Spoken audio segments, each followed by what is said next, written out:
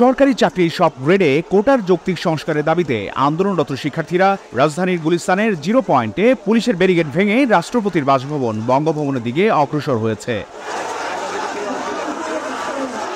Police সেখানে শিক্ষার্থীদের বাধা দিলেও কোনো লাঠিচার্জ করতে দেখা যায়নি। 14 জুলাই রোববার দুপুর 1:30টার পর শিক্ষার্থীরা ওই ব্যারিকেড ভেঙে বাইতুল মোকাররম জাতীয় মসজিদের দক্ষিণ গেট ধরে এগোতে থাকেন। তবে যানজটের কারণে সেখানে কিছু সময় আটকা পড়েন আন্দোলনকারীরা। এ সময় সড়কের দুপাশেই ব্যাপক যানজট সৃষ্টি হয়। বেলা 2টার দিকে ঘটনাস্থলে গুড়ি গুড়ি বৃষ্টি শুরু হলে এরই মধ্যে নানা স্লোগান দিতে থাকেন শিক্ষার্থীরা। কিছুক্ষণ পর তারা স্টেডিয়ামের পাশের রাস্তা ধরে এগোতে থাকেন। শিক্ষার্থীরা গুলিস্তান আন্ডারপাস মোড়ে স্টেডিয়ামের কোনায় গেলে পুলিশের বাধার মুখে পড়েন। তবে এখানে কোনো ব্যারিকেড দেখা যায়নি। পুলিশকে শুধু মানবঢাল বানিয়ে দাঁড়িয়ে থাকতে দেখা গেছে।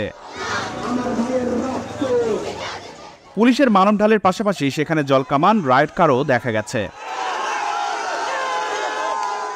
এর আগে দুপুর 12টার দিকে ঢাকা বিশ্ববিদ্যালয় থেকে গণপদযাত্রা করে শাহবাগ, মৎস্য ভবন, হাইকোর্ট হয়ে গুলিস্তান 0 পয়েন্টে পৌঁছান শিক্ষার্থীরা।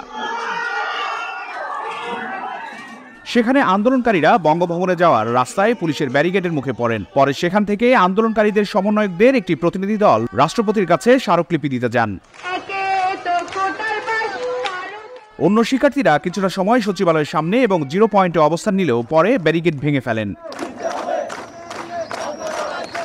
এই বাংলা, ঢাকা।